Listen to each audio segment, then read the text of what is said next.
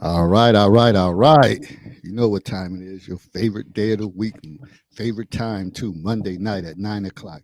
We are back for another open court discussion, live in the counselor's corner. I'm your host, David Lorenzo Glover, aka the controversial counselor. Joining me is the co-host, aka the big bad wolf, Herb Lewis. Ow! Oh, the wolf is growling tonight. Somebody might be in trouble. And like always, the panel is a showtime decision. So if that's you and you want to tune in, let us know. And we check the messages throughout the show and we'll let you in. Recap from this past Monday's broadcast. When you think of hood or ghetto mentality, what are your thoughts? We discussed a variety of talking points centered around, it's a mindset that celebrates, pretty much celebrates the worst in situations and having no regrets for others, feelings, opinions, or needs. If you want to check out the replay, tune in to the Controversial Counselors channel on YouTube. Okay, moving right along to tonight's show, July 10th. We're going to be discussing the topic Love on the Run. Are you willing to relocate and move in with someone for love? Now, I know pre-pandemic, um, this question was brought up, and many people were like, "Oh hell no, I'm not moving. I'm not taking a chance. I'm not moving unless we're married, unless he puts a ring on me, or it's a definite plan." But now, I wonder, post-pandemic, has your mindset changed with the understanding that life is short and you need to do what's necessary to hold on to your love. Now, we knew that before the pandemic, but it was just like we got hit with a wave of just different, certain amount of deaths, and also just the fact that it was, people that was close to you, and it just kind of came out of nowhere. One minute you'll see somebody, then um, a week later you'll see all types of RIPs. They lost the battle, and it was just a lot. So it kind of, for me, made me think, man, yeah, life is definitely getting short, and it's things is happening, and before a blink of an eye, you might not necessarily be here. So that may alter people's decision and say, hey, man, I've been living in this town for this amount of years. I got an opportunity to relocate. I'm feeling this person. I'm out of here. So that was one of the things. So, all right, let me get back on point. So, would you do what's necessary to hold on to that love? We will discuss the pros and cons, something you may need to know before packing your bags to go, and also your plans if it doesn't work. So this should be quite interesting with many perspectives and testimonies thrown out there. Please like and share our video. And don't forget to tell at least 5 people to subscribe to the YouTube channel, The Controversial Counselor. 4 subs away from 700. It's a slow walk, but we're getting there. So here we are, Monday night, July 10th. And man, again, time is flying by. I mean, time is Yeah, true yes, it flying is. by. If you think about it, you're like, damn, it's almost the middle of July, uh, which means to me, this summer is kind of walking itself down, and before you know it, and I think that's how life is as you get older. So, and we gonna we gonna go deep on this subject and see what people think.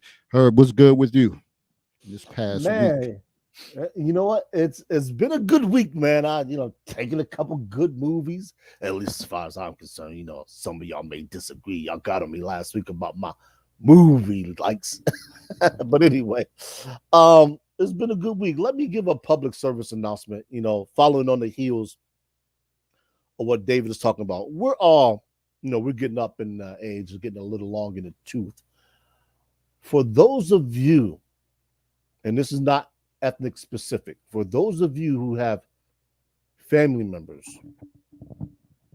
who might be struggling with memory loss, be it Alzheimer's or dementia, please, for the sake of their health, their well being, your health, your well being, if you take them out of town, do your utmost to ensure that you know where they are and that they know how to get in contact with you. I don't care if it means putting an ankle monitor on there or some type of watch apparatus, whether it's tied to a smartphone or whatever it is that can't be removed by them. And the reason why I say that is this. I was at work this past weekend. Unbeknown to me at the time, I had a guest called down who was looking to assist an elderly gentleman who didn't know where his room was. Unfortunately, with hotel policy, we cannot give out guest information, guest room numbers to somebody unless we can verify who that individual is. So about an hour or so later, an older Caucasian male comes in. Good thing it was summer outside. Socks, no shoes, pair of shorts, and a t-shirt. He didn't know his room number, didn't know his name. I asked him two questions and I could see he was starting to get flustered. Now, me having dealt with people who have diminished memory capacity, I realized that asking him more questions was only going to agitate him more. So there was nobody I could call. So I called my coworker because I was out of ideas because the name that he gave me was of people that were in the house, but he didn't know anything else. So my coworker came back up to the front desk, pulled out a list of all the wedding invites, and we started going through names. We were fortunate enough, and so was the guest, that the individuals that, well, I think I went through two names before I got to this individual, contacted me, said, we'll be right down. I'm grateful that had the ending that it did, but it could have been a lot worse. So people, please care for the elderly, the same way you would care for a 2-year-old child. I know it sounds counterproductive. I know it sounds like, well, why should we have to do this? Because you care for them. If that is not the case, then don't get involved. If you're going to half-ass the job, don't get involved. And I say that with all sincerity, because all you're going to do is get in the way of somebody who actually is going to do the job. Okay, now that I got that bit of information out, for those of you who like movies and you like historically black movies, there's a movie called 10,000 Men Named George. It's about the Pullman Porter strike or the unionization, starring Charles S. Dutton, Mario Van Peebles, and Andre Borgard. I probably mispronounced that gentleman's name, and I'm sorry. He's the gentleman that played opposite Denzel in Glory. Not Morgan Freeman, but the one that Denzel almost got in a fight with at camp. I would advise you guys to check out that movie and let me know what you think. I'm going to try to give you guys some different information in regards to things that I've done over the past week, just so you can see what I've been up to. Also, I'm still on my Titanic binge. David and I was talking about this. Y'all think I'm crazy. I just happen to like the stuff. So that's what's been going on. Mondays are therapeutic to me. No football. So I actually, believe it or not, Daphne, it was on YouTube. So type in it, and I didn't pay anything to watch it. I watched it while I was, shall I say, in these services of someone else. perks of that position. And I thought it was a fantastic movie. And yeah, and that's it, man. I got no complaints other than housing repairs. Life is moving along, as you say, at a brisk pace this year. It just seems to be, moving quickly, steadily. So That's it. Yeah, me same old thing. I had a few days off after the fourth, so it was just a matter of just getting my faculties together. Wasn't really didn't really plan anything. Just trying to recharge because we're about to it's about to be interesting for myself in my school this school year because actually it's we're closing down our school and going to a new building, and so that's always interesting because you're going to leave behind a lot of memories of the great Golden Ring Middle, and it will no longer exist. And get ready to take on new challenges. So, but with that, you have a lot of staff that moves and transition to other jobs. So, that's all. That's always the tough thing about working in education because you build bonds with people for a couple years, and then just like that, you're out and you're on to your next assignment. Sort of like in sports, like the NBA. You could be on the team for 2 3 years, and then next thing you know, you out. If you think about, and I don't want to get all into sports like that, but if you think about the Golden State Warriors and with Jordan Poole leaving to go to DC, maybe a good move for him. Now he's going to be one of the top dog on that team, probably him and Kyle Kuzma. But I didn't want to see him leave Golden State. I thought he was a valuable piece because Stephen Curry and Clayton, they're getting older. They're in their mid 30s and climbing, and he was a young guy, 23, 24. But same thing in education. People make moves, they get move on, they do some, do it. Some people get promotions, some people it's a better situation logistically, far as family life, being closer to home. So, a lot of relationships come and go. But the true meaning of that is when you've been good and you've been impactful, somehow you always stay connected with those people. And in this day and age with social media and texting and stuff like that, people still stay connected. That's why it's to important to treat people how you want to be treated, and do as my grandmother would say, like many grandmothers say, do right by people. uh Yeah. and that's the key. That's the key thing to it all. Let me see. We got some comments in here. Definitely, I applied for 3 jobs over the weekend. Okay, I see you trying to make power. You know what? I just can't go through the process no more. Filling out that shit. I can't do it. I can't do it. I don't want to update no resume. I don't want to do no cover letter. It's just I'm just done with that. Like it should be some damn button that you click and it all just filter into whatever. I can't do it. And these applications take like an hour and a half for each one of them, and I just can't. I'm on the. To me, I look at it. I ain't saying my better days are still ahead, but Yeah. I don't want to say that I'm like I'm pretty much done, but I don't I don't want to take the time to do all that. I can't. It's really cumbersome, and it's annoying, pretty much.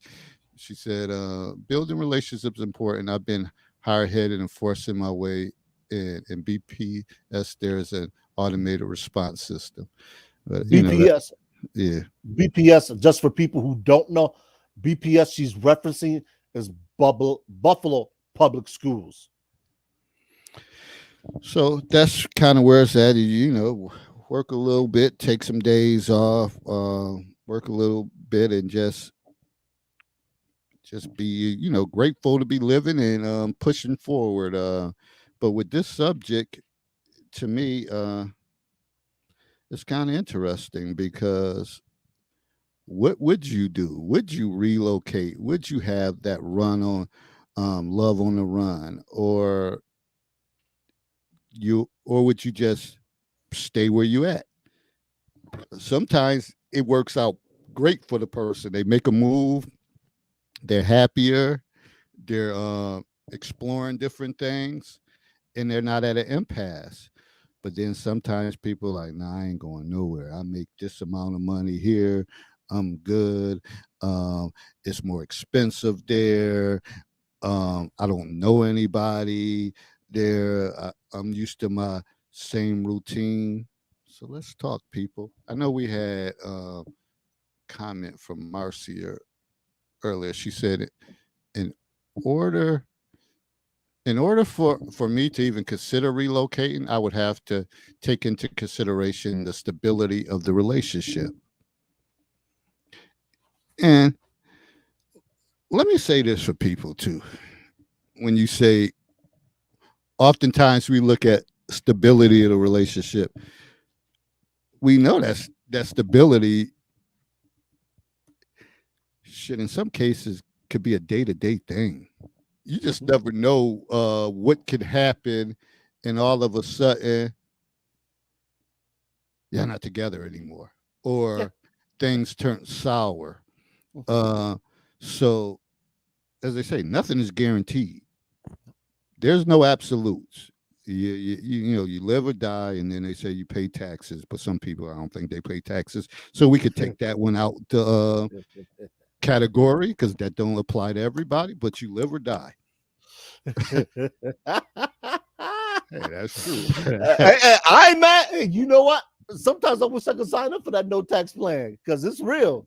Some people, hey, some people are out there, and they got the system on lock. They getting enough money to where they're getting their needs met, some other supplemental income, and they're just right below that text wow tax threshold to where they're not paying any tax, and if they are paying something, it's very little. So hey, and more I, and power I to and I also hear that talking to a tax preparer, that they've been waiving a lot of the PPP loans, which I think is bullshit. Like how are they getting this stuff waived?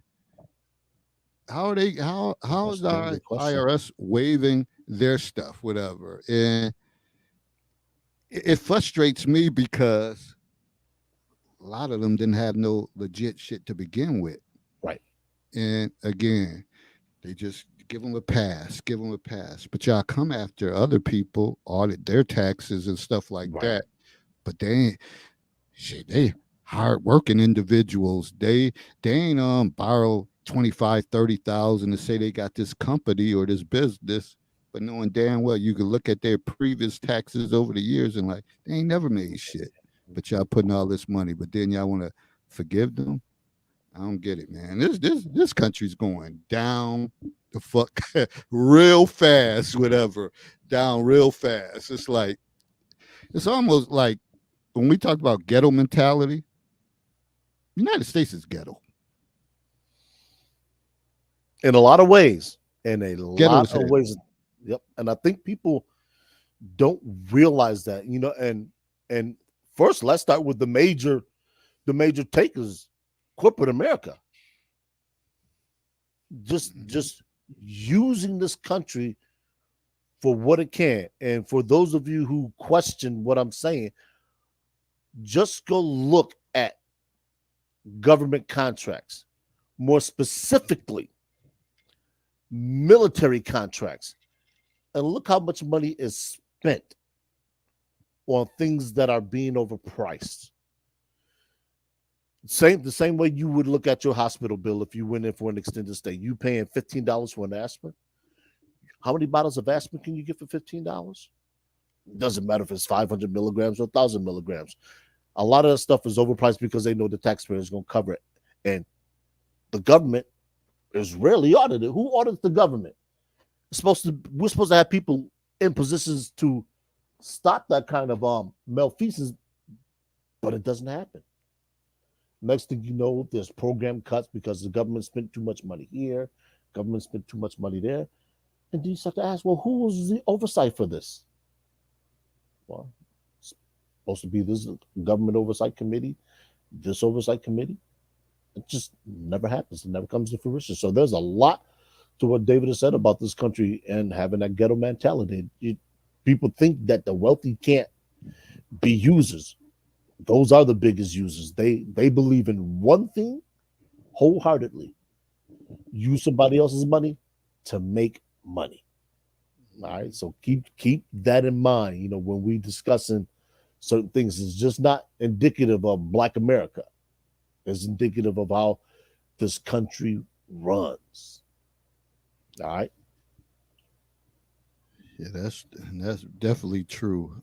So, to get back on the subject of love on the run, Herb, have you ever thought about relocating, or would you leave your situation to go somewhere else because based on love?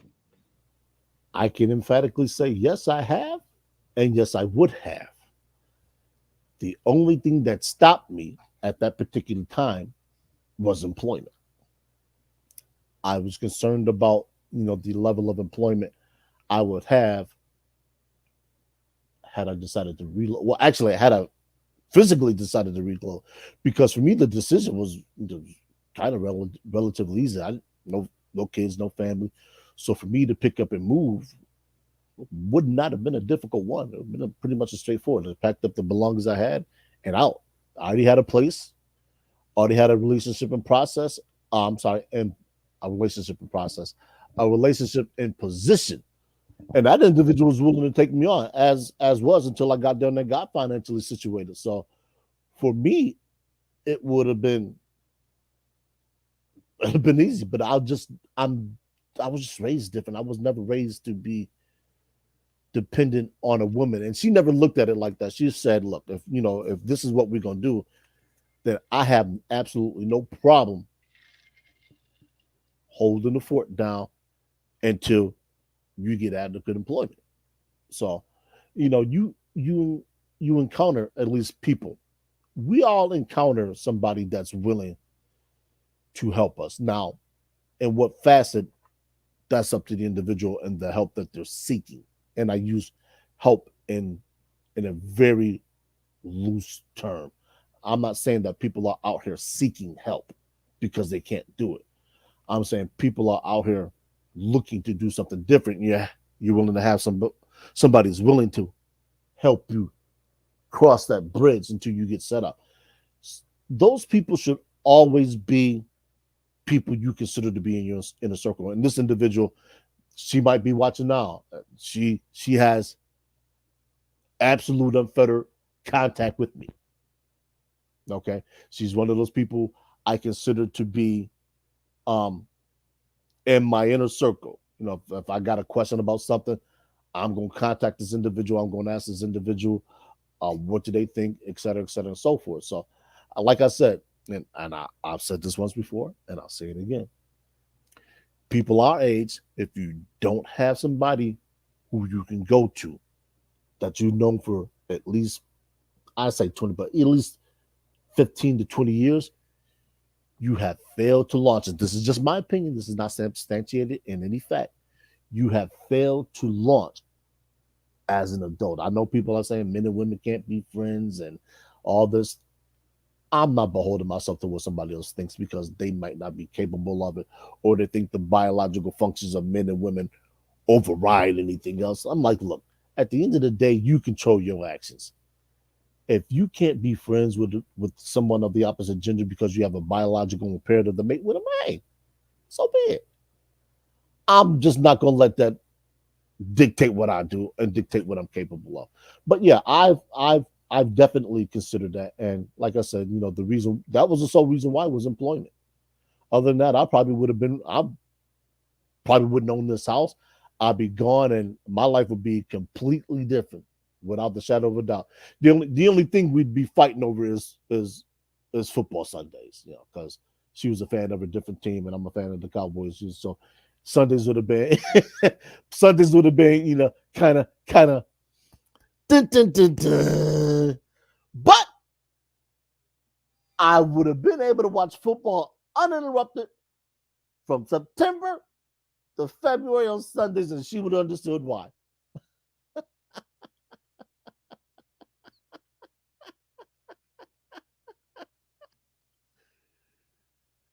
We can't hear you, Dave. Check your mute. Check your mute. Check your mic.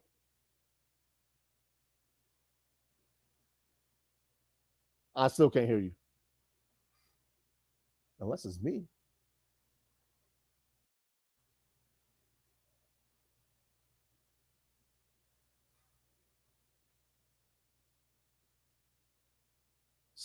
See if you can go back out and come back in. Okay, there you go. All You right. got a short somewhere. Yeah. Okay. So you had said something that was valuable about being an adult, connecting with people to kind of make moves, and many of us struggle with that and don't know how to kind of sever certain relationships to move forward and say, damn, what am I getting out of this? What am I getting out of this? And the funny thing is she's probably watching. I had me and my mother were just talking prior to the show, a couple hours before the show, and we both determined that I that I was a jerk, and I accept that, and I'll say that off, and not to be proud of it. But I said, but you know what?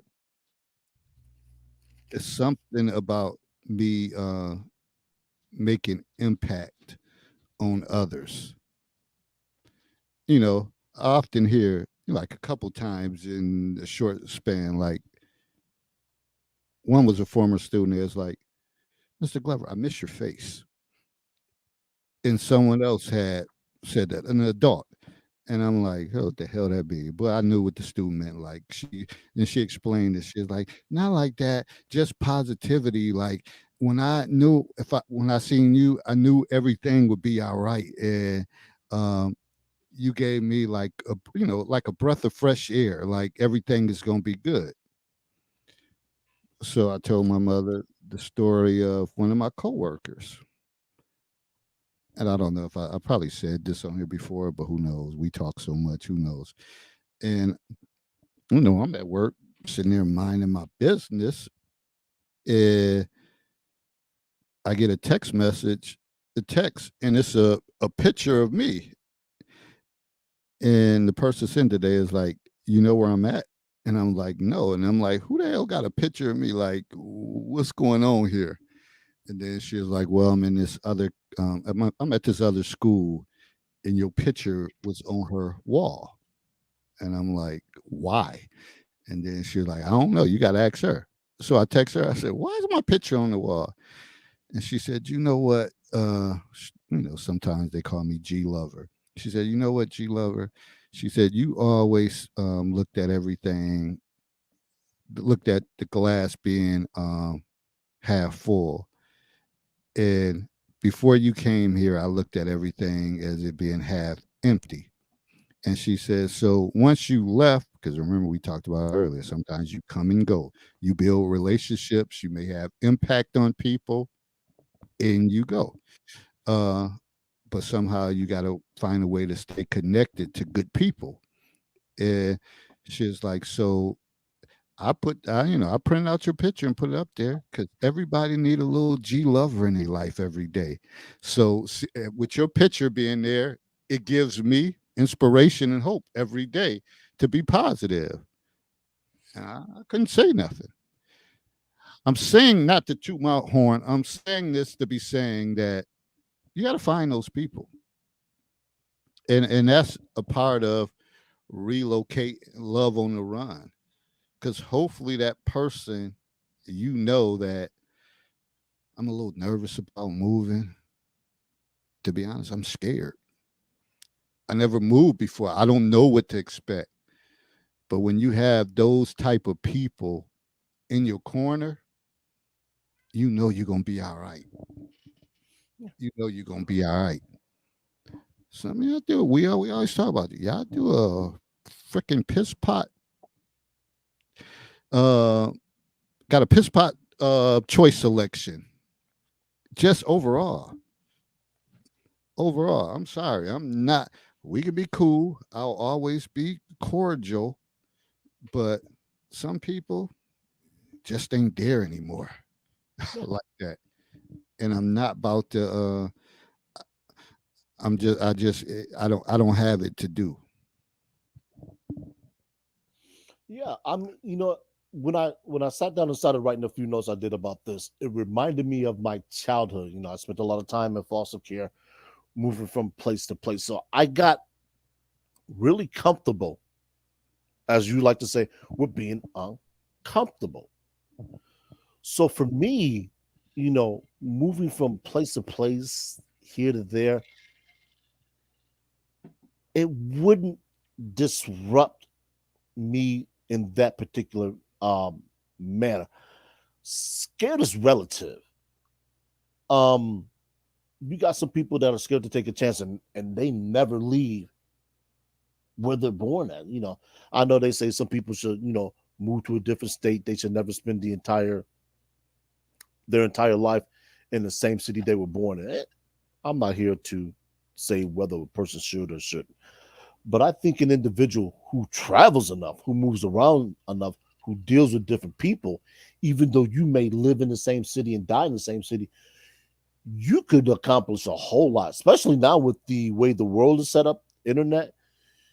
You can have a taste of so many different cultures by simply traveling, going from this city to this city, having some friends in Europe, going to spend a week in Europe, whether you go to France, and face it, Europe is small in comparison to the United States. That you can move, you can land in Portugal one day, and in that same day you could be in Spain, and then the next day you could be in France, Italy. So you can travel Europe in the span of 3 weeks and get a taste of a lot of different cultures. And in that particular time frame, you might meet an individual. You say, "Hey, you know what? I like this individual. I like living here. You know what? I might take a leave of absence from work and come live here for a moment."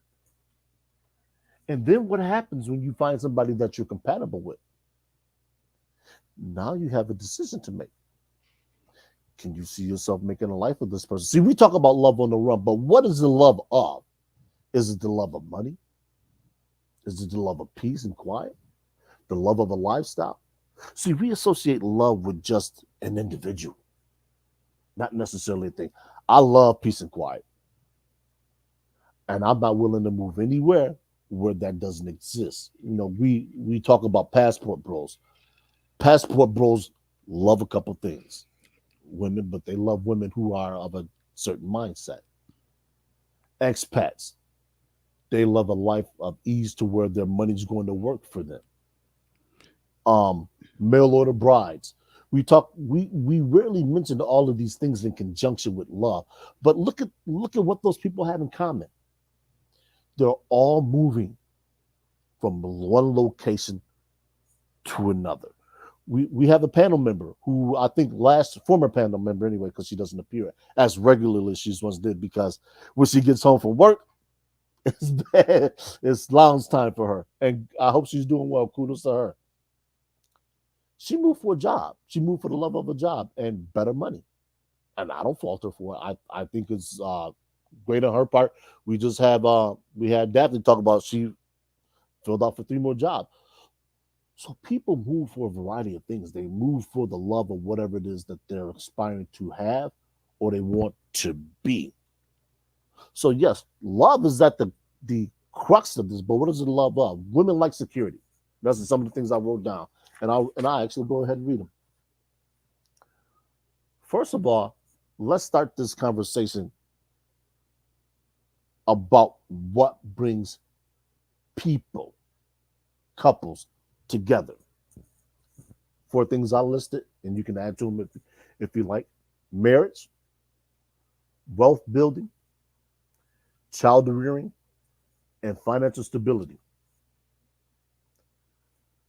We already talked about the job aspect in regards to myself, and as well as the financial thing. Now, I don't have any kids, of course, and at this particular point, I'm not I'm not even trying to do that. That's just a dead issue.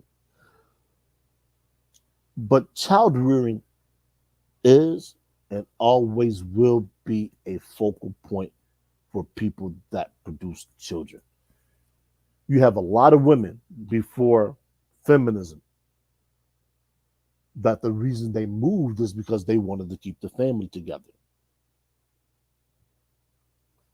So, in them wanting to keep the family together, they will follow where that husband went because he was the breadwinner. So, they really didn't have much of a choice. Now they do have that choice. So the question becomes, do they want to uproot, quote unquote, their family to follow this man? So now it doesn't necessarily become about the love of the individual so much as it is for that woman about the love of the nest, they call it. Because women nest, women find all the materials that they need for a comfortable life to raise their kids and to bring those kids up in a stable environment. So now, do they want to move?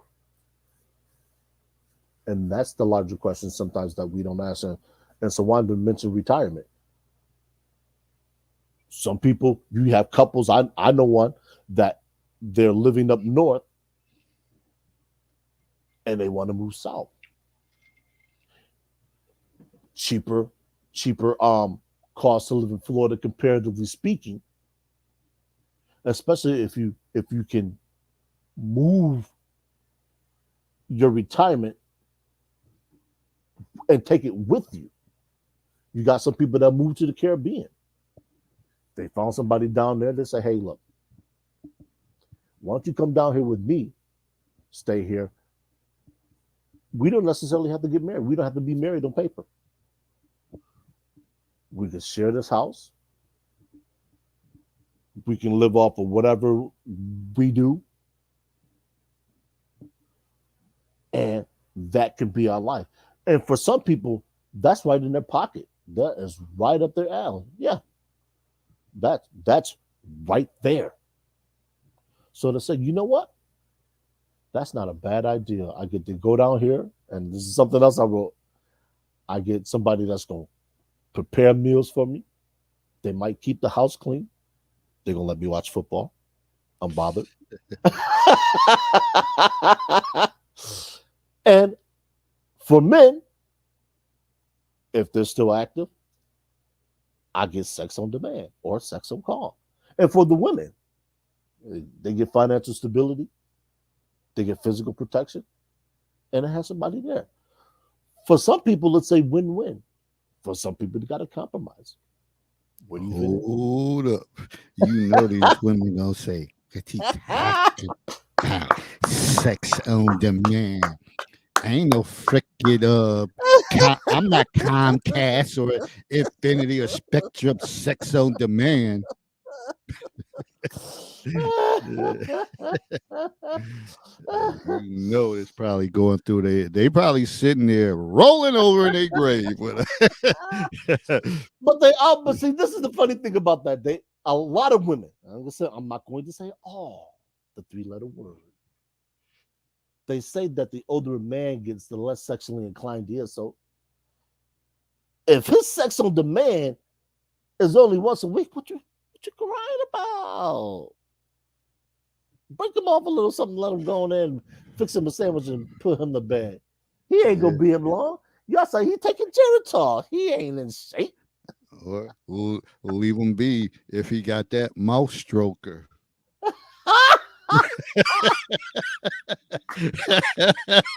You know, I had to bring that up from the clip I posted. uh, don't mind us. You gotta have fun. You gotta Yeah. have fun doing this. You gotta have a balance. Because you never want nobody just talking at you directly with just straight up facts and all that stuff. You gotta make this like some good personal entertainment. But yeah, it's a lot to think about for many people. And again, if you already got like if you got a negative circle, yeah, you know that shit. You've been knowing it and you know it. And you know if you got a negative family and you know if you got negative siblings, you know that. So those type of people, it's gonna be hard to do anything because your reference or your source of far as getting feedback is probably going to be the same shit since you've been a kid. That's why it's important to connect with other individuals. So I'm not going to say his name, but I'm going to bring this up. I don't know if he watching. I know he used to watch my watch parties when they used to allow watch parties. But so, he makes a post that he comes into work and he doesn't speak to anyone. And when he has his hoodie on, that means don't fucking talk to me. And I felt inclined to say something. And I said something on the level of, listen, give people what they give you. I always talk. See, I'm always going to be consistent with the things I say. I always talk about greater than, less than, equal. Equal to. And I said, give them what they give you. Give them equal. I said, you don't gotta speak. Sometimes you gotta fake it till you make it. And his overall response was, ain't nothing fake about me. I don't really mean it. That's just a figure of speech. What I'm saying is give people what they give you. If somebody say good morning, you can give them a head nod. Good morning. How was your weekend? Okay. If you consistently do that, then they know that's who you are.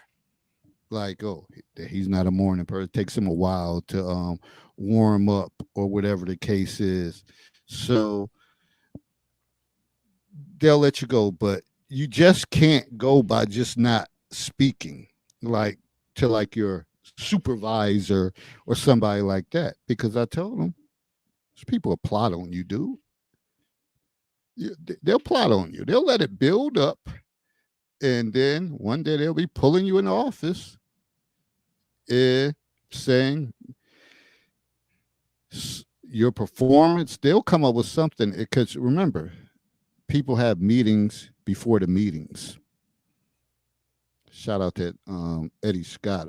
I remember he told me, he was schooling me on that, and that's a brother I grew up with on North Avenue, but he's doing big things in PG County as I don't know, he might be more than the principal now, but grew up with him, and he was saying the meetings before the meetings that happen, that people meet before the meeting happens, so they already know what to say.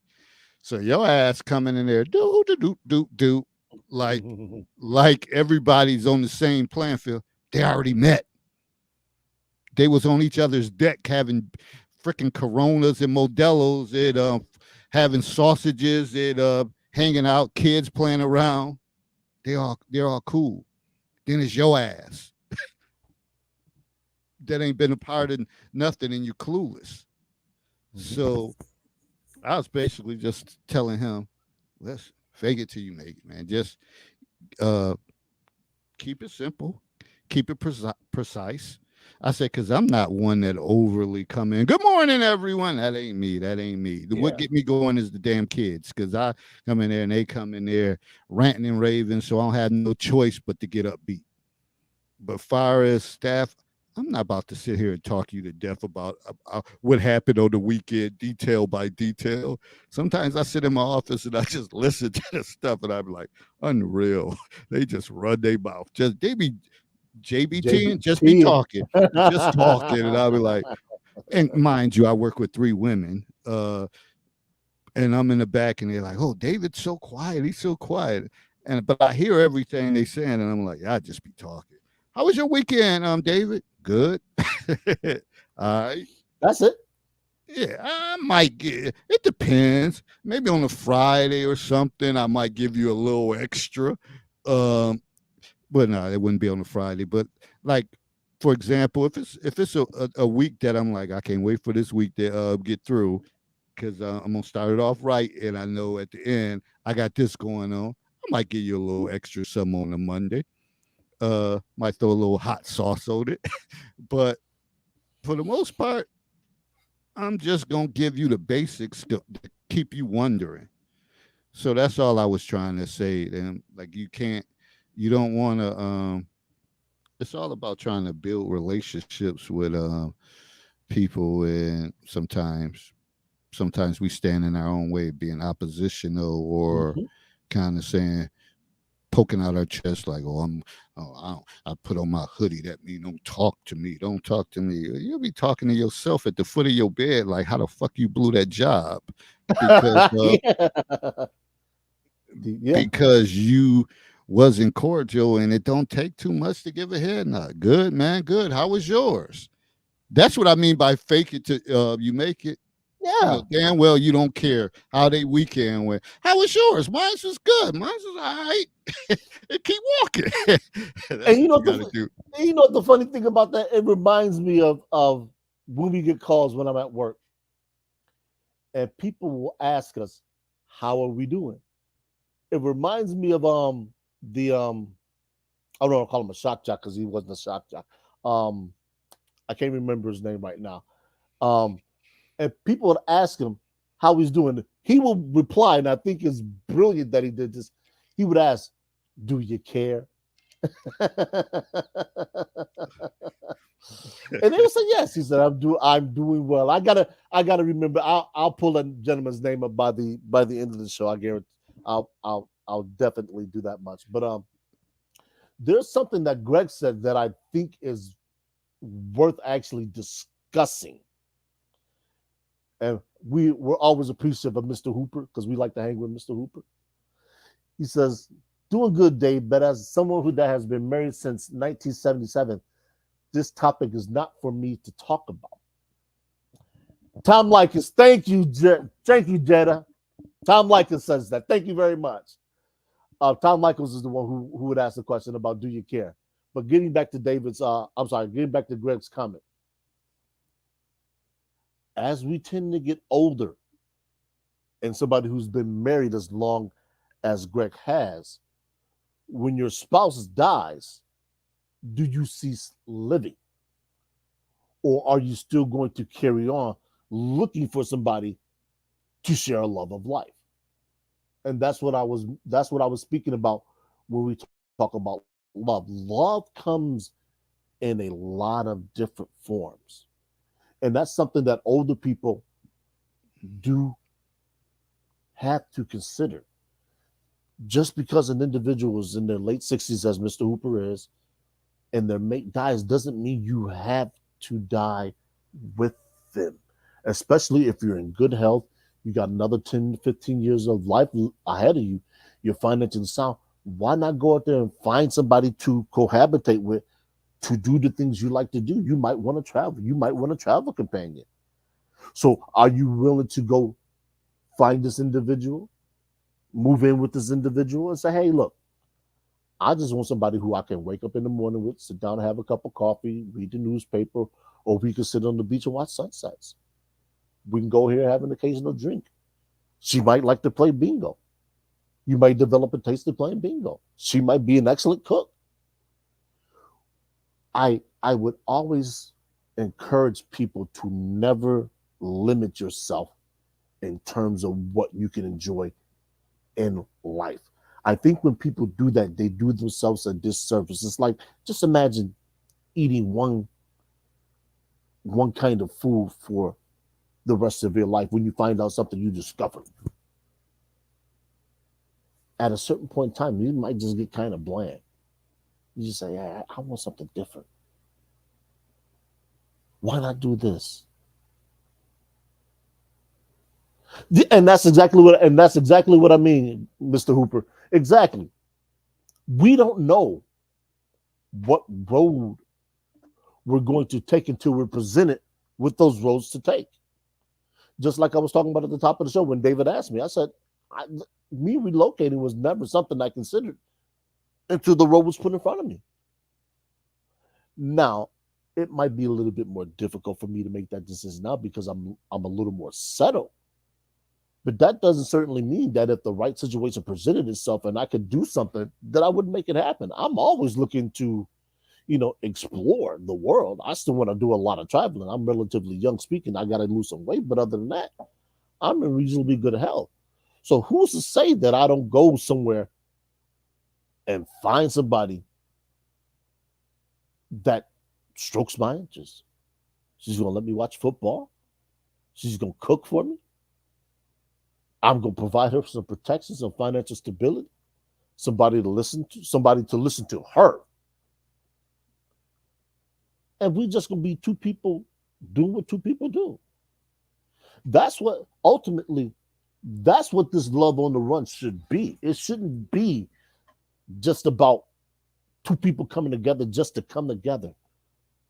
Like I asked, like I stated at an early point, what brings people together? Why do we seek out the company of a woman? Why do women seek out the company of a man? And if your proclivity includes it, why does man seek out the company of another man? Why does a woman seek out the company of another woman? Because granted, we're heterosexual men, and for the most part, the people that watch our shows are. That don't mean that two people who are of that lifestyle aren't seeking the same thing. After all, we are people. We want to be happy. We want to be fulfilled. We want to be in relationships that we find gratifying, whatever gratifying is for you. We're not here to determine that. We're just here to say, hey, look, if the opportunity is out there and it's beneficial for you, grab that quote unquote love and run with it. Yes, Jediah. Yes, he certainly has. He's the original. Everybody keeps talking about their original. Tom Likas is that man. Absolutely. So even with that statement, when y'all said whoever, I don't know who the what's the name, Tom Likas, like, do you really care? It remind me of my counseling 101 class, where, and I made reference to him before, and I'll say the great Dr. Pappalardo. He said, when you ask people questions and all that stuff, so one of the things people may say, what are you going to do with that information? So it kind of remind me of the same thing. Do you really care? Like, what are you going to do with that information? Because when I learned to say that, and I would say it to people, you'll be surprised by their response. That are you now? You got them stutter. I don't know. Like, what are you gonna do with that information? Like, shit. Like, why are you asking me this? And he used to say, if you gonna ask somebody something, you better be going somewhere with it. Yeah. You better be prepared to go somewhere with it. And a lot of times in communication, people ask stuff and have no direction on why they asking or whatever, other than the fact of being nosy. And Yeah. you better be prepared. That's what I'm dropping.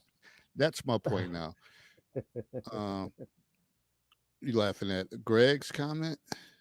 No, just well, Uh, no, the body comment is the body comment is funny, but it's just Still on that by. Still on that. Greg won't let that one go.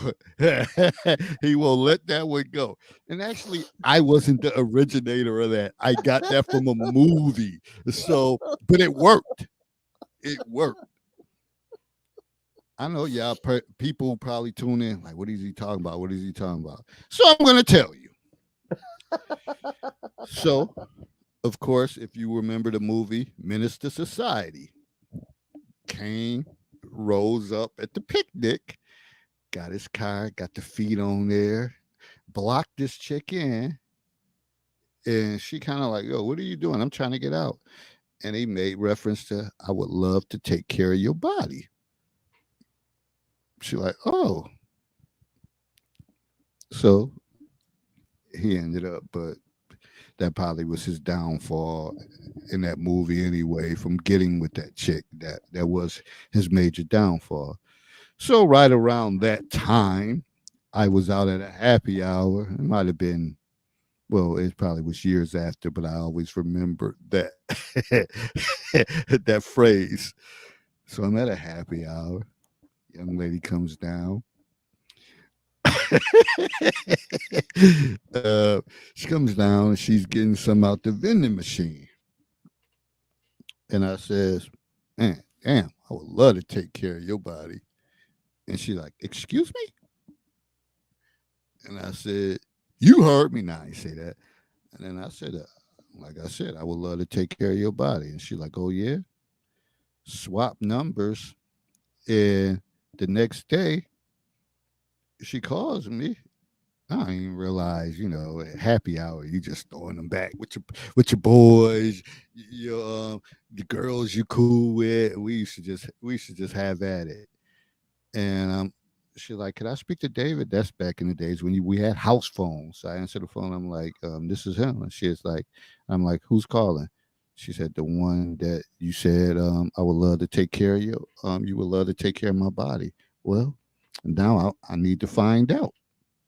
Like, Oh. whoa, whoa, whoa.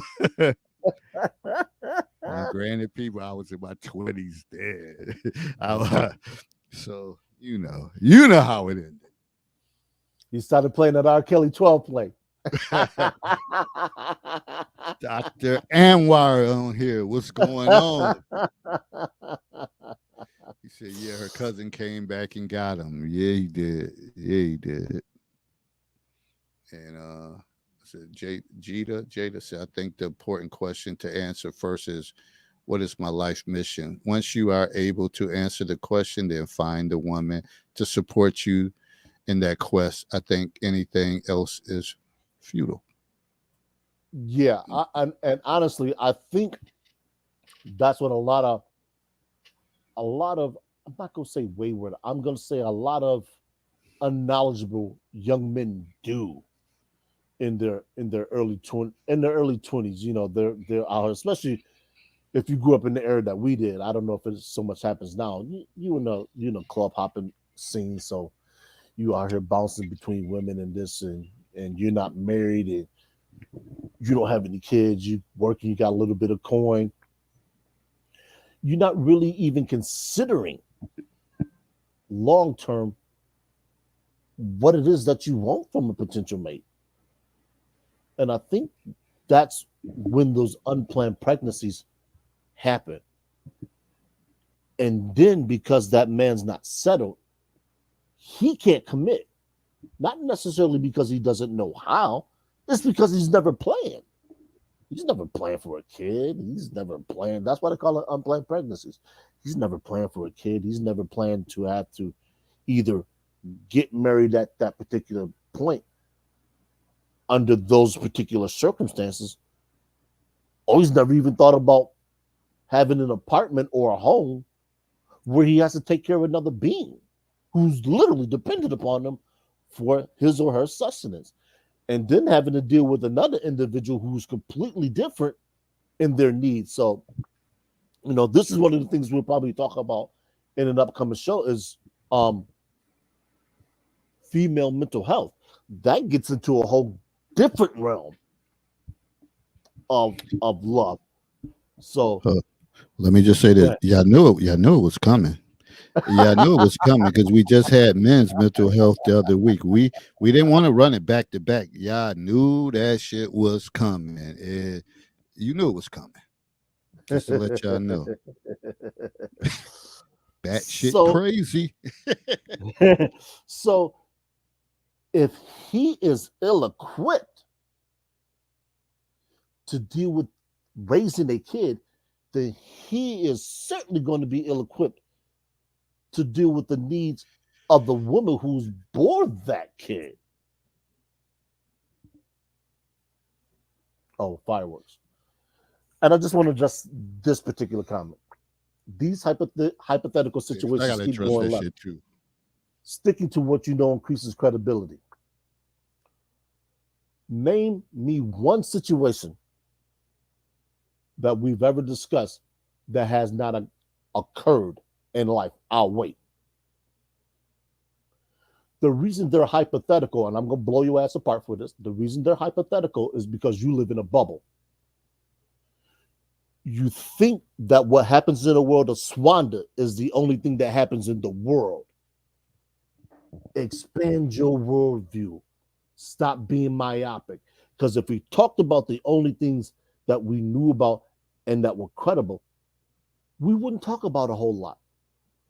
That's the reason why we have these shows. That's the reason why we have dialogue. Is so that the people who don't know get exposed to them. So the people who don't know about certain things get exposure to them. Hold on, Dave. Hold on. Do you think Mr. Hooper, who is a 67-year-old, 66, 67-year-old Caucasian male, cares about the red pill? Do you think he cares about black love? No, but he wants to know. And he tunes into platforms and shows like this so he can know. Not everybody wishes to remain ignorant. And the only way you don't do that is by exposing yourself and talking about things that you aren't a master of. Absolutely, Dr. Dunbar. And I know that. That's why I don't address her in the group, because of nonsense comments like this. And to go back on that credibility, no, you get credibility is being authentic and being transparent and sharing some of your personal situations, whether somebody may not been through that or they have, and they say, "Oh, now I understand. Now I understand. I know what they're talking about." So don't dismiss people testimonies or whatever they got to say. That's not based on actually you earn a great deal of credibility on that because you're showing people who you are and what you've been through. So I don't know what you're actually looking for, and please explain. And you can come on here to explain how is this a lack of credibility.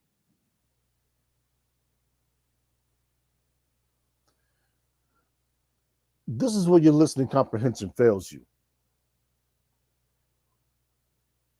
I didn't make any comments about relationships in the alternative community. What I did make a statement about is why they seek each other out. See, the inability of you to separate what's said from the individual that's saying it is your biggest downfall. We rarely mention alternative lifestyles on here because David and I aren't of that ilk. But that don't mean we can't talk about why people come together. They're still people. They have needs, they have desires, they have wants. If I have made an incorrect statement, then correct the statement. Telling me I don't know anything about anything isn't a corrective statement. That's a statement that I'm very well aware of. We often say that we are not subject matter experts, but that don't mean we can't talk about certain things. See, I don't understand what it is with some people who think that they command respect when they don't give any. I don't understand what it is about people who think they have the market cornered on something because of what their profession is. Because aren't you the one who poo-poo statistics, but then will come around and use those same statistics from a different source? So I'm not sure what it is that you're trying to get at. And the one thing, if you're somebody who's new to tuning in, the whole thing about this platform is people giving their perspectives. But we have these type of conversations on a regular basis on the Facebook platform, the Counselor's Corner, because you have some guys giving, making people, making them feel uncomfortable, but they're giving their perspective on how they feel, and they hit me up. Like you need to kick them out. You need to say no. That's how they feel. If you don't like what they're saying, stroll by or whatever the case is. People are entitled to feel what they want to feel, no matter what. So the thing is, for me, I like to get understanding and knowledge that people feel differently. I'm not going to be blinded to think that it's a kumbaya that we all gonna join hands and all gonna have the same experiences, feel the same. We're not. So I let a lot of that stuff go through. I'm like, I'm letting it up. I don't necessarily agree with everything that's said, but that's the way they feel, and it may be based on personal experiences. So you just have to you have to have enough mental fortitude to be able to deal with it and say it didn't impact me like that. Swanda, dear, you have a lot to learn about me. Honestly, you do. I'll put it to you like this. I have people on my friends list who have transitioned. Do you? Answer that question if you can. To tell me I don't know anything about somebody being in an alternative lifestyle is immaterial to what I said. I'm well aware of the differences between the two, but at the end of the day, they're still people, which is what I said. I said they're looking to have relationships. So I'm not discrediting anything you said because you haven't said anything worth me discrediting. I'm just simply shining a light on the stupidity that you think you can one up somebody by saying something that everybody knows. Everybody knows I don't have children. Hell, where were you at the beginning of this year, late last year, when I talked about the paternity issue I had going on? One around? Can you talk about that? Because I know you offer a lot of opinions on that, but have you ever been through a situation where you had to determine who the father of the child was? False paternity? Doctors talk about things all the time that they have never been through. Would you discredit them? Would you attack their diagnosis, their prognosis? Or you just doing that because you dislike me? Why do you think I call myself the oh now it's a joke? I tell you what, would you take your little funny happy ass on down to Harlem and appear on the stage at amateur night at the Apollo? How do you how joke? Fuck out of here.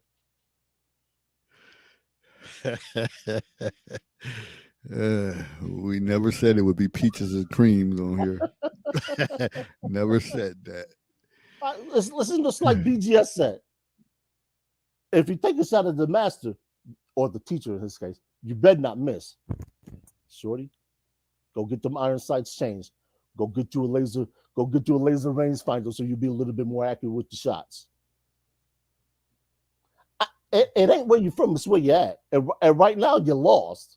I don't give a fuck you people from Harlem. We just said, you know, the funny thing about that is this: we used to have to tell them, saying when cats came up the Buff State, they would talk about, "I'm from the Bronx. I'm from Brooklyn. We got gun clappers, bruh. Don't you know you 8 hours from home? I'm 30 minutes down the highway. I had some cats come up here and put hands on you, and you would never know what hit you. Don't fuck with me. Which Don't it fuck with me. reminds me, one of my good friends just told me the other day. She's like, it wasn't from her, but it was a post that someone said, and they said, well, people from like Western New York, Buffalo, Niagara Falls, even Central Syracuse, they're not really New Yorkers. They're more closer to Canada, so they're Southern Canadians. I said, the fuck am I? I ain't claiming that. Whatever. I'm in New York State, and I always reference I'm from upstate New York, so I Mhm. never claim the city and all that because none of that. It don't mean anything. Whatever. It doesn't mean anything. It doesn't hold nothing. People are people. It's how how you're built in your experiences and circumstances that you went through. So a state is just a piece of it's some land. Yeah, It's your moral fibers that make you who you are. So you don't get props from being um, from certain places because there's lames everywhere you go. I try to figure out, man. I don't understand what people think they're going to get outside of being roasted messing with me. I figure people have seen enough shows to understand that, if you keep poking me, eventually I'm gonna bite back. I don't do this to be an asshole, but some people need to see that I can be an asshole. And I don't care where you're from, I don't care what you call me, and all that other stuff. It don't make me none.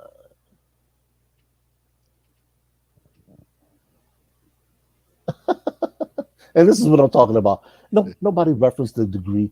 We were talking about a location. See, this is what I mean when I say follow the bouncing ball. I never referenced you in Buff State. Don't care where you got your degree from. Don't care what your degree is in. We were talking about people coming together, and then you tried to lampoon it into, I don't know anything about kids. I don't know anything about an alternative lifestyle. I don't know about this. I don't know about that. There's a lot of things that I don't know about that I read about that I can speak about because I'm reasonably intelligent. It sounds like Swanley. Did you need the link to come on here? Is this the Bud Crawford and the Errol Spence we waiting on? That we waiting on? If your people follow boxing, whatever. Uh, the biggest fight in century. I already said y'all two need to have a face off. She don't want that. She, uh, she don't want that. but man. But anyways, to carry on, and I don't even know us up, but sometimes you like the feedback from the chat. Keeps you sharp. She said, "I'm not afraid." Ooh wee.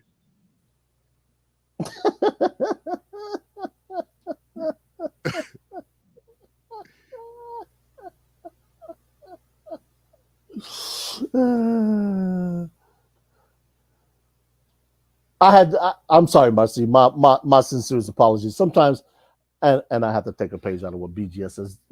Don't address the chat, but in this particular situation, the chat needed to be addressed because the chat was saying something that was never stated. So I'm the type of person that like to correct false statements. That's all. I got a little carried away. The wolf came out tonight. Pardon Well, me. we knew, and she must have been wasn't around when you was growling at the introduction. But I took it like, you know, like we wasn't establishing any credibility telling our personal testimonies. But I think anytime you give example of something and you give a testimony, it kind of brings everything together. To me, that's teaching 101. And some people can bring everything in like, oh, okay, that's what they're talking about. Yeah, I get it now. That's how I learned. Yeah, but let's get back on the topic. Like I was, when we were talking about Mr. Hooper, we we all eventually will get to a point, and I know most of us are probably out there. What do we do when we reach that age and we're not working, when we're happily retired or whatever the case is? What are you going to do with that additional 50, 60 hours a week? That's a lot of time to spend doing nothing. Some people will go volunteer, but volunteering only takes up so much time. And that's one of the reasons why people volunteer is they go find people that like doing what they're doing.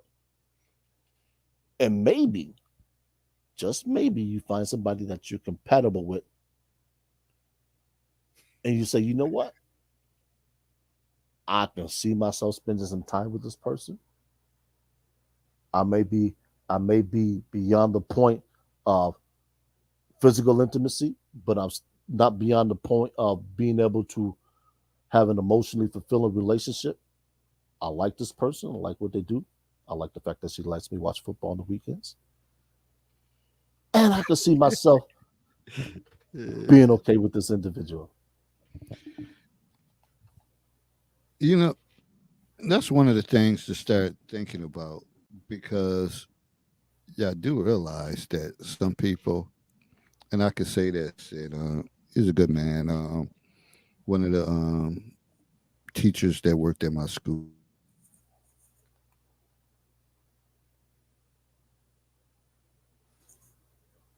You cut out. You cut out again, David.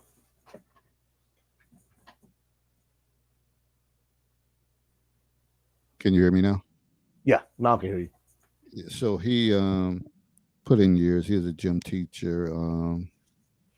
You know, as time went on, I guess he was like a great athlete back in his days at Morgan State University. But then as he got older, weight kicking and all that stuff. So it became to some of the students like, how is he teaching us gym?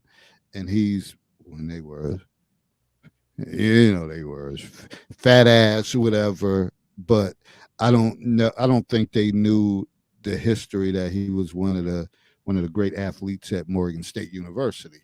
And then once he graduated from there, he probably got into physical education, became a gym teacher. But I'm saying all this to be saying that he taught for a while. He taught, put in his years.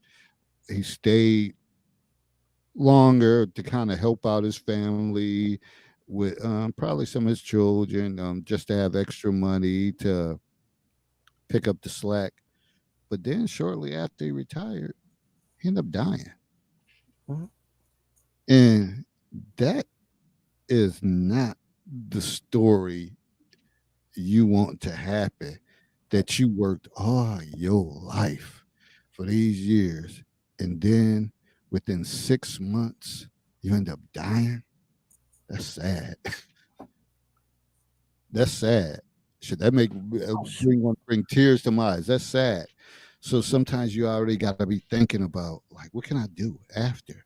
You got to stay upbeat because I can't sit around and volunteer and watch freaking catch up on series of shows and stuff like that. I got to have something going on, and I would encourage any older person to have some Mhm. activities going on. I don't care if you're going down to the senior citizen thing and you feel like these people are too old for me. I'm in better, but sometimes it's just uplifting other people, Yeah. and you can be something. I think Shaughnessy had brought this up the one time when she was saying her grandmother was like 90 something and they were still hanging out. They were still having a birthday club. They go out to dinner, Yes. get dressed up. That's what it's about. Hmm. You gotta stay engaged. Gotta keep the mental flowing, whatever. Once that brain shut down and you ain't got nothing going on, eventually the body shuts down. Exactly. I mean, make your life a fulfilling life. I always talk about, I use the Dos Equis guy as a reference, but there's a particular reason why I use him as a reference. The hashtag, um, the most interesting guy in the world. Sometimes you don't have to necessarily be the most interesting guy in the world, but be the most interesting guy in the room, or be the most interesting woman in the room. And sometimes that can be having odd experiences that you can turn into a story.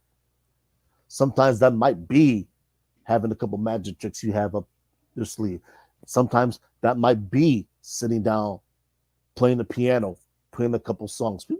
I never knew you know how to play the piano. That might be being an artist. You may not be the greatest artist, but hey, you might be the best artist there. Everything you have can open the door to something else, a new experience, meeting new people, doing new things, going different places. Like I said, love of what? Love of life. That's what we should all be gunning for, is to live a long, fulfilling life. No more, no less. It's always better with company. I don't think anybody's going to disagree with that. So no matter what you do, who you date, enjoy it, love it. So let me read these comments. Wanda said, dating and relationships are not impossible. Meet, go out, spend time together to know each other, make a commitment. People have these lists that inhibits progress. Uh, and I don't know. Is that the list of standards that people have? And then Jeter said, tennis, golfing, eating, drinking, the best. So much to do, Herb. I know Mhm. two postal workers in my county who died a few months after retirement. What a bummer. Sad. Yeah, very sad. Very sad that you work and you never have the time to enjoy it and say, whew, I ain't got to worry about shit. I ain't got nowhere to go. We can extend this vacation as long as we want. Yeah, I got to go to work. We ain't got to go nowhere because we got the finances and we gonna stay an extra few days or whatever the case. That that's the build up that needs to be done because all too often people you croak because again your brain is not it's not working. It's not watching TV, sitting there staring at a TV and probably not retaining half of the stuff you're watching.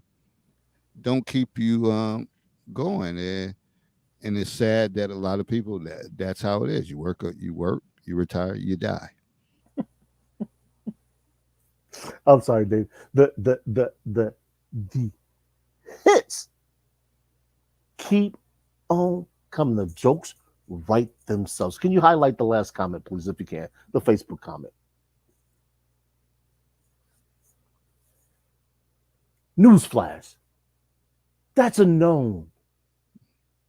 We know that. But let me ask a question. Where did that information come from? See, when I talked about, see, and this is what I mean. People keep putting themselves in the news, and then they get mad at the hangman when he pulls the trap door.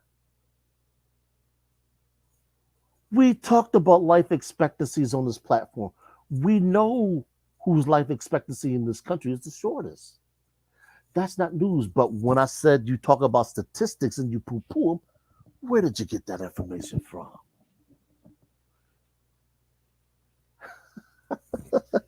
I'm done, Dave. I'm done with the And, peanut gallery for the night, man. and I think pulling that point out, we're not saying one gender dies before the other.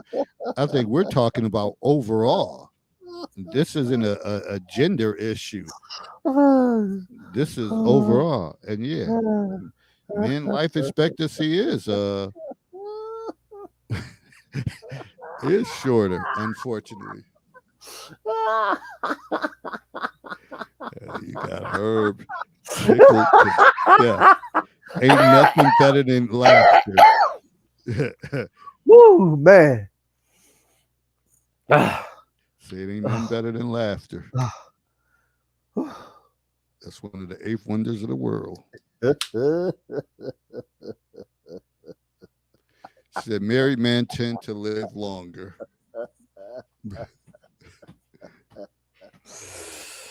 Woo. But I don't think that was the premise of anything saying No. like don't get married or anything. We was talking about love on the run, and if it's somebody to connect, then you connect. Then you do what you got to do. We're not saying oh don't do it, don't do it. We were basically saying how to come together and make sure it's right That's it. and it That's it. lasts. That's it. That's it. No more, no less.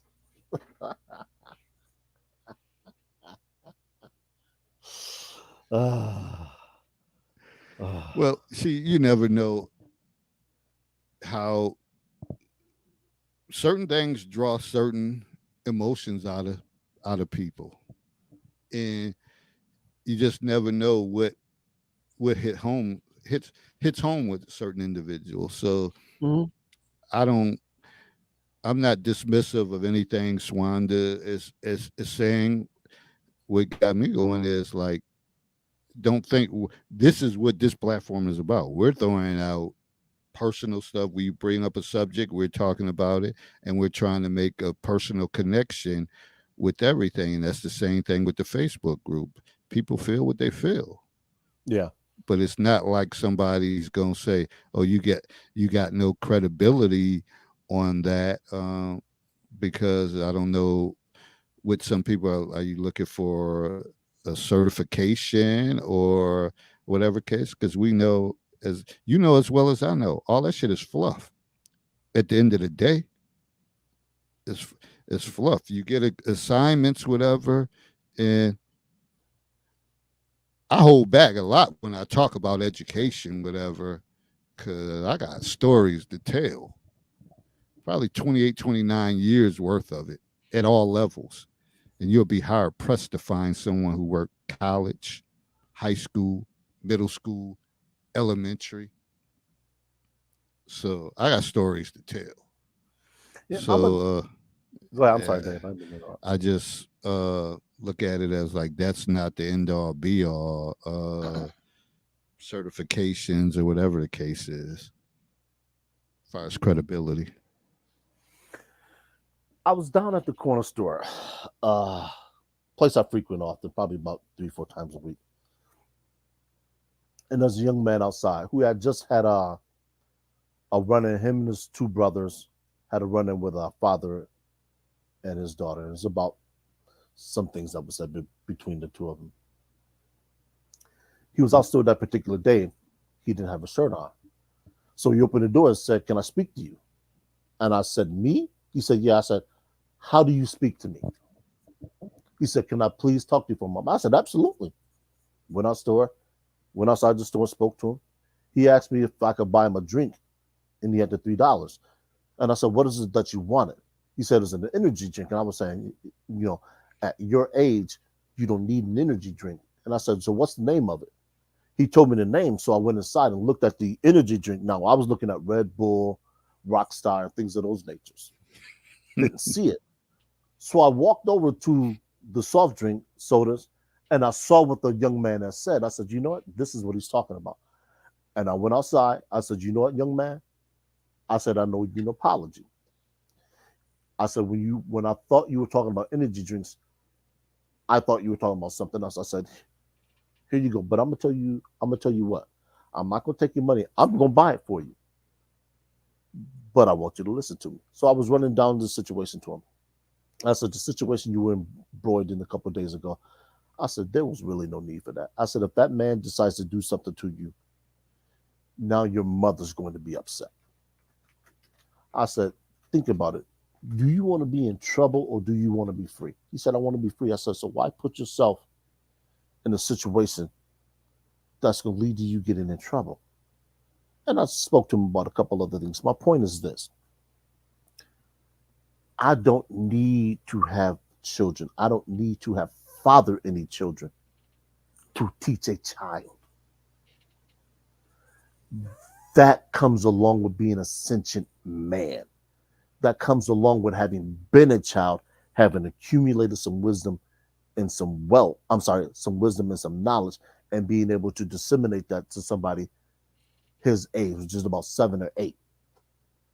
So when people make the statements about "I don't know this" or "I don't know that" or "I don't have any degrees" or this, I dismiss them outright because they don't know me. And they certainly don't know enough of me to know what I'm capable of.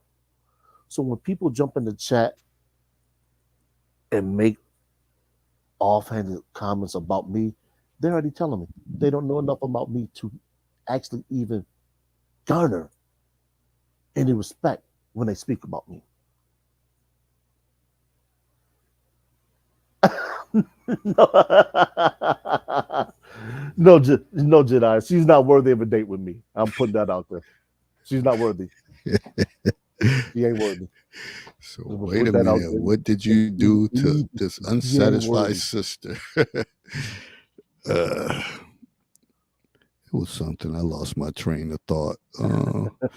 No, I think when Swanda said y'all basically were speaking about men who retired, then died. We just gave that example. I used the man because that's what kind of came across my mind at the time. But I think overall, for any individuals, whatever, when you retire, to have a plan, stay active, doing something. I'm not saying work harder. Of course, you shouldn't work harder than you did for 30 years, 35, 40 years, but always keep it moving. Keep it moving. Keep something going. Keep an agenda going on. Staying active. Mhm. of course, eating healthy and still trying to exercise and doing things of that nature. So it's not a gender. It's not it's not a gender war as far as that. Nope. It's simply about, like you said, people getting together, meeting, having a good time, and enjoying each other's company. Just let me watch my football. I'm all saying, because that's what keeps me happy. If if I can use the term happy, be, I'm a sports junkie. Let me soliloquy here for a moment. I'm a sports junkie. Okay, NHL, MLB, NBA, NFL. I grew up in a family that played football. I eat, breathe, live, defecate football. That's why I say after the Super Bowl is over, I'm going to have to consult my therapist because I need somebody to take up that time about 12 hours a week because I spend out doing football. That's the equivalent of people who work for about 40 years, retire, and they don't have anything to take up those 40 to 50 hours a week. They cease to exist because they're not functioning. They're riding on autopilot. They have made no plans. They don't have any hobbies. Something I mentioned a couple weeks ago when I talked about men and our mental well being. No hobbies, nothing to do, nowhere to go, so you wither and die. That can be said about both genders. Generally speaking, women that had children travel to those children and help take care of their grandkids. That's something that a lot of men don't do. So, some men go fishing, some men go on hiking trips, some men get involved with younger women. I'm a fan of anything that keeps you going so long as you're not harming other people. And I'm sorry, Mr. Hooper. I was calling you I'm sorry, Mr. Hopper. I was calling you Mr. Hooper because I was thinking of the TV show. So my apologies. But yes, man, get active. Get, hey, pick up golfing. Any sport that keeps you mobile or anything. Learn to play chess. Increase your cognitive ability. Learn to play a different card game. Matter of fact, I'll tell you what. Learn to play an instrument. That was something I talked about. Whether it's the keyboard, a guitar, or whether acoustic or electric, pick up a new hobby. Anything that keeps you engaged and keeps you motivated. It will increase your, and I hate to use happiness, but it will, because I'm a person that believes in being content, but it will increase your level of satisfaction in life. And I think when you think about physical activity, probably the best thing is at this point is walking. Uh, just a nice walk. And even sometimes when you think about it with spending time with a significant other, sometimes a nice little walk is great. There you go with that damn cat. uh, so Yes, sometimes yes. that's a nice thing to do. Just get up, decide you're gonna go for a walk. You do that 3 4 times a week. About 45 minutes. Uh, that's great. That's work. And then along with conversating and just talking and reminiscing, at this point you just got to try different things to stay active. Now I'll admit I fell off so far um, this summer, but also I could say this: it seemed like it rained every freaking day this summer. If Oh, if it didn't, it caught you by surprise. So it's been kind of shocking, but still no excuses. You need to get out there and you need to need to do something because, again, like we said at the opening of the show, life is short. So it's about staying active and doing things. But when you think about the love on the run concept of relocating, you probably want to relocate because you not only, like Herb said, what is your love for what? It probably has to be someone that you say, man, this is gonna be worth the ride. Yeah. This is gonna be it. We gonna grow. We gonna build. We gonna and the bottom line is too somebody you can laugh with, because it could be somebody that could get you on the right path, get you connections to jobs, get money, get money in your pocket, but you can't stand that person. You your account looks healthier and you working and you're grinding, but you can't stand that person. They have no personality, no sense of humor. What's the point? Because the ultimate goal is having a good balance. So if you can't balance that out with laughter and fun and good times, then you just somebody with a nice account and nice things, but pretty much miserable. And we know once you die, you can't take that money with you, and you have no control over the people you pass it on to, what they're going to do with it. So Jesus said, indeed, Herb, that's what gymnastics do. They give back to the world what they have been taught and learned, paying it forward. Mm. Yeah. I, I've told people, often everything that I have, and I do mean everything. Everything that I have, I've gotten because I've known somebody else. And David and I were talking about this pre-show. The reason why I'm sitting here, and not physically, but I'm sitting here, is because somebody had asked him about somebody that she could partner with a female co-host and they could do a show together, talking roughly about some of the same things that we discuss here. And out of all the names that he could have mentioned, he chose mine. I will forever be indebted to him for that. That's why I say some of the things that I say. I've said it prior, I'll say it again. The only thing I am a subject matter expert on is me. Anything else, I will research. I will talk about the research that I've found, but I'm not going to speak as if I'm something other than Herbert L. Lewis, a black man who's lived in America for 50 some odd years.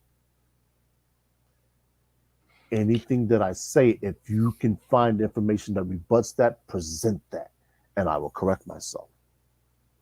But anything else, I'm not really subject to pay attention to. You might disagree, and that's fine. But disagree on principle, nothing else. Man, oh man. So you just never know. I mean, and the one thing, these conversations drive other topics to Mm-hmm. arise uh, based on. So we appreciate it, Mm-hmm. good, bad, or indifferent, whatever's put out in the chat. And for most of us, it's not meant, and it's not going to break. I don't think it's going to break me or her, but we gonna keep grinding and keep um, carrying on with the conversations. But it's important to again have these conversations Yeah. because where are you having them at? Where are you really having them at? And we live in the world now that you can stream and people all over can have have these conversations. Even people who friend groups that you may have virtual happy hours. Y'all get together and y'all sitting there and you're playing music and you're talking. We live in that type of world. now, because other than that, you may not have these conversations. You're not having them at work like that. Because if Sure you're are. sitting around talking like that, then wow, sooner or later, a supervisor or somebody, they're going to be annoyed. Like, okay, what the hell? Every time I come by there, they're- them two is sitting around talking, and I know it's work to be done. So when are you having these conversations? Yeah. And that's the key thing. Like you have to keep having them. Unfortunately, for some, Mhm. unfortunately, but I think it's a positive thing to have them. Yep. It keeps it's like a pot. When a cook stirs a pot or a chef stirs a pot, they just don't stir at the top. They stir at the bottom so things don't burn. So while we may not talk about extensively anyway, we may not talk about alternative lifestyles, we do acknowledge that they exist. And we do acknowledge that they are part of the American and to the larger extent Western culture. So if we do by chance mention them, we're not doing it because we've had experience in the alternative lifestyle. We're doing it to acknowledge that they exist and they seek the same things that anyone else exists seeks. That's it. Nothing more, nothing less. All right. Well, at this point, we're probably about to get ready to wrap it up. Give some closing comments. First, I definitely appreciate everybody who joined the chat.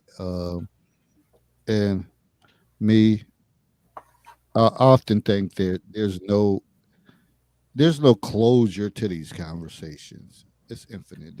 They go on. They concepts build off of one concepts.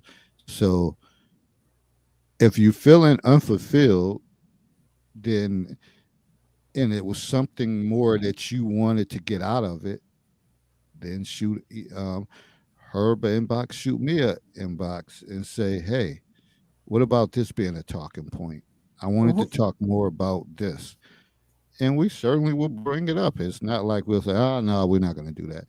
We'll certainly um, put it on the agenda and we'll talk about it. So that's what I'm saying. It's like open court discussions that anything is open to talk about. Now, if you're looking for an expert or specialist, no.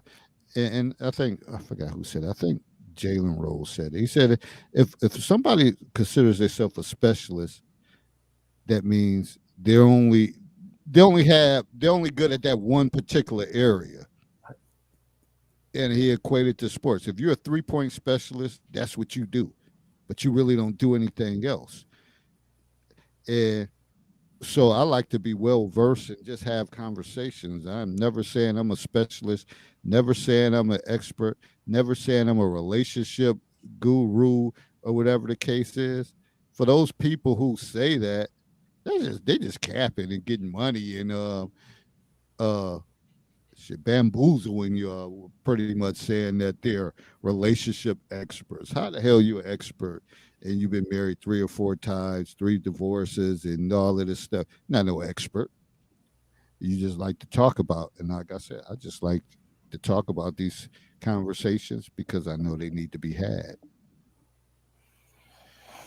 So with that said, Herb, any closing comments you have? Because it's been a lot said in this time. A lot, a lot was No, thrown man. out there. I think my words pretty much speak for themselves. Like I said, man. Sometimes you got to address the naysayers, if you will, and 90% of the time I don't. But from time to time, people need to be set straight, and that's all I try and do. But as I like to do and close off, the growth and understanding occurs in a gray area. Godspeed. See you next time.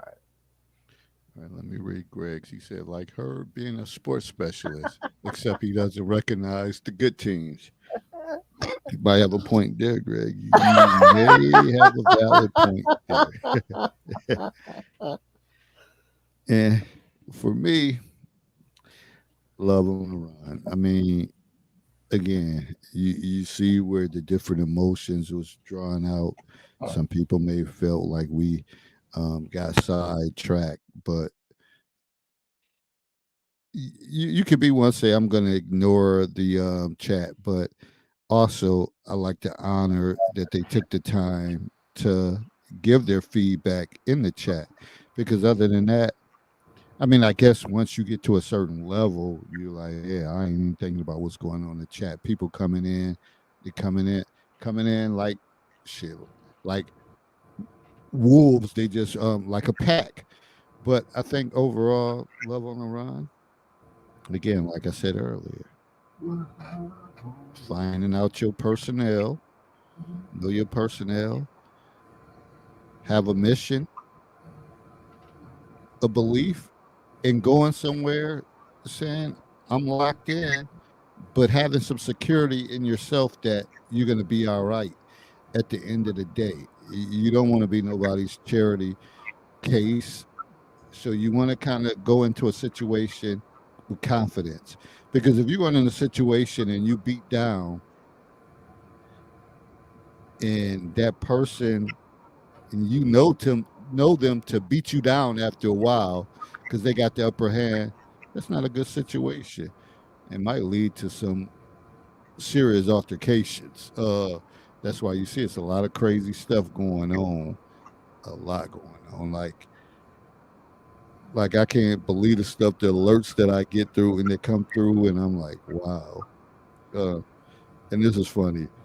I don't know if any of y'all seen it. I put it in. I think I put it in the counselor's corner, or at least on my page, about the idiot that tried to rob the nail salon or the spot in Atlanta. It came in, but nobody moved, and they kind of looked at him, and he didn't really have a gun. Um, and people got up and like walked out. And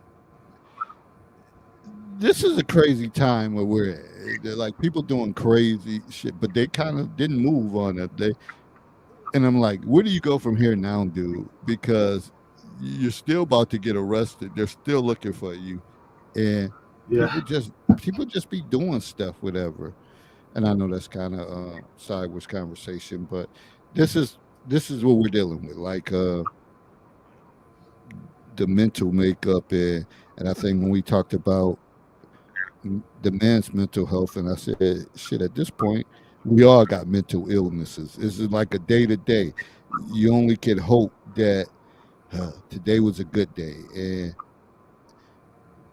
your mental health develops when you in a positive way with more good days that you have. If you have bad, if you out of 7 days, 5 of your days was crap, trust and believe you're gonna have some mental illness at the end. If that keep accumulating, you want to have more positive days than good days, and that's the whole thing. Love on the run. You going somewhere, you better have. You want to have more positive days than bad days, because other than that, your ass can be a shit creek without a paddle. And you somewhere and you don't have everything lined up. Then you may have to go back after you got rid of everything. We ain't even get into all that, um, like the backup plan, but that'll come. That'll come. I'm not gonna worry about it. So with that said, everybody, understand the nature of this platform. We put stuff out there, we talk about it, good, bad, or indifferent. If you're looking for some scholarly stuff and all that, me, I'm the type I like personal testimonies. And that's partly because that's the way I learned best in school. I love when teachers told stories. Nowadays, younger people, they don't, for whatever reason, not all, but most of them like, oh, these teachers always talk about what they used to do and all that. Nobody cares about that. And that was never my approach. And part of the reason because they got, as Herb always say, they be having these in their hands or under the desk. So they locked in on that. We didn't have that.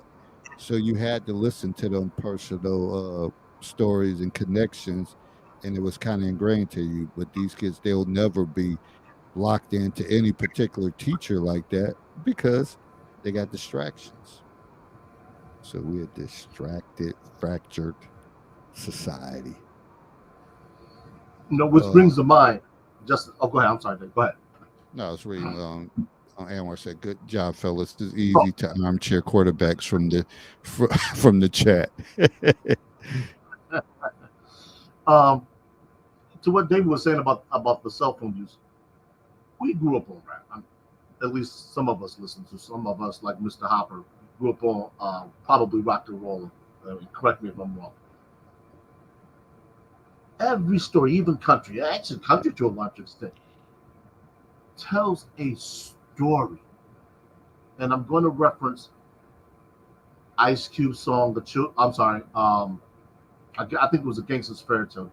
Correct me if I'm wrong on that. And then Slick Rich story, a children's story. Each one of those songs, like many, they tell a story.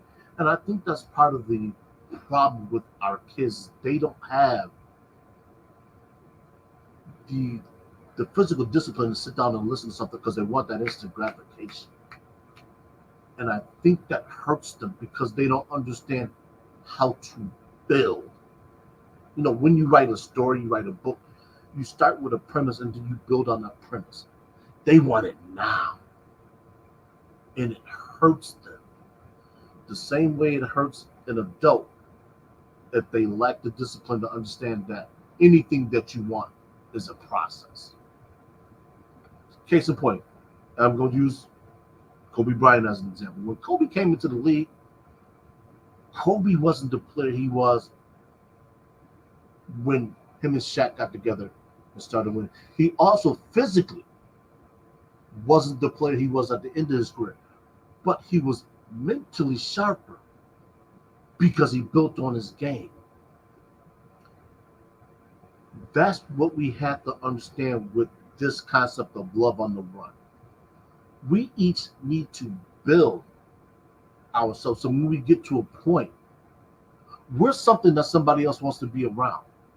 So in the case of men, when you retire, you can have people that say, "Hey, look, I know you retired.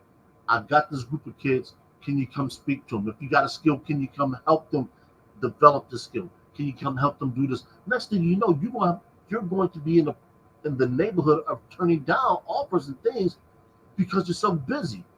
So that extends your life by 10, 15 years. And the next thing you know, you're more busy, you're more desired, you're more wanted than you ever have been in your life. And next thing you know, you bump into some lady who says, "Hey, I've been meaning to talk to you." You say, "Hey, what can I do for you?" She says, "Nothing. I want to take you out for a drink." Next thing you know, you got a budding romance. You Go never know ahead, what's going go ahead, Swan. This I ain't buying no man no shit. I ain't buying him no drink.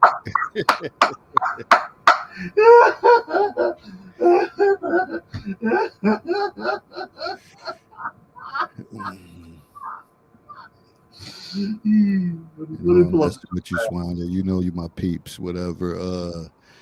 I was going to say, is that what the capital S stands for? Single? So all that stuff. Yeah, it's definitely true. We gotta stay firm, gotta stay tight, and open up the possibility for changes. Try, and I've talked about this before. Plug in the missing pieces. Uh, as far as making it, because it's a lot. Like sometimes once you retire, you may say to yourself, I wish I could have did that. If I would have went this route, or if I would have did that." The time is now, people. Like again, like we led off with, nothing is promised as far as life. So if it's something you want to do, make sure you do it, and make sure you're doing it with the right people. Even when you say, "Hey, let's have a group trip, a girls trip, a boys trip, I mean a guys trip," make sure you got the right people.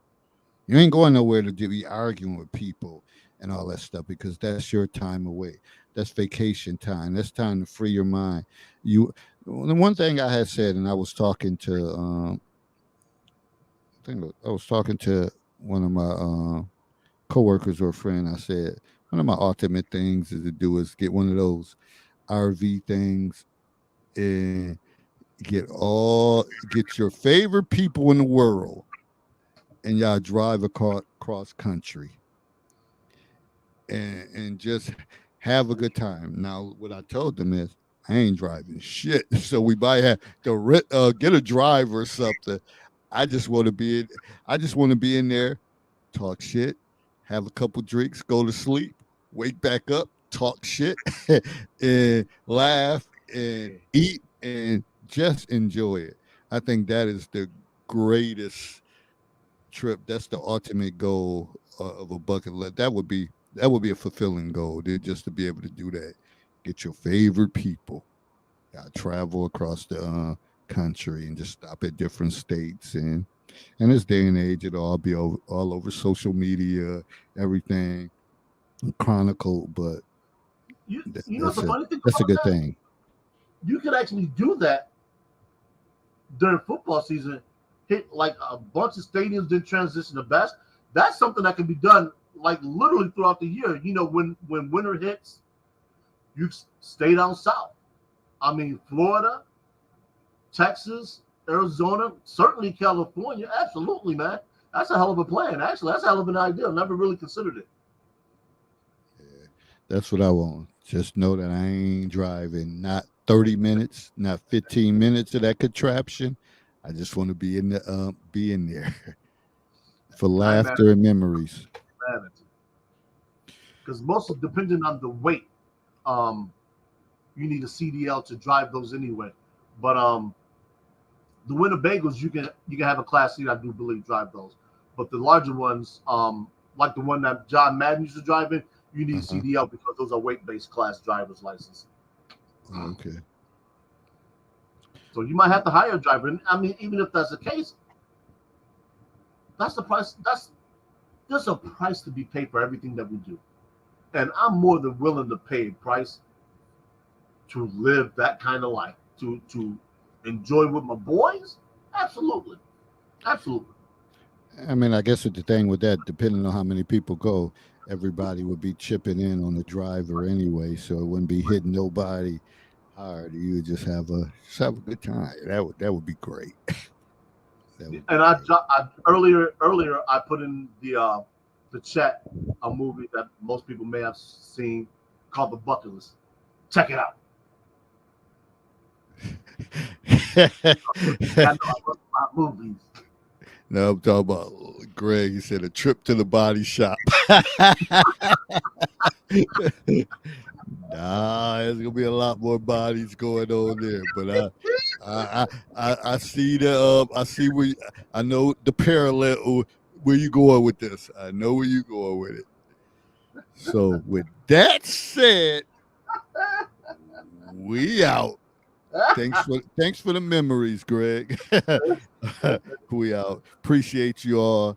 Stay tuned for next week. Make sure you subscribe to the YouTube channel, The Controversial Counselor, and also if you're on Facebook, um, subscribe or join the group, The Counselor's Corner, and you'll see what a lot of these conversations and the friction and all that stuff come from. But it's Yes, all good. So we out. Everybody enjoy your week.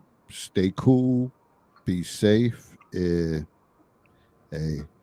live to see another day. That's all. We out. Peace. all right, people.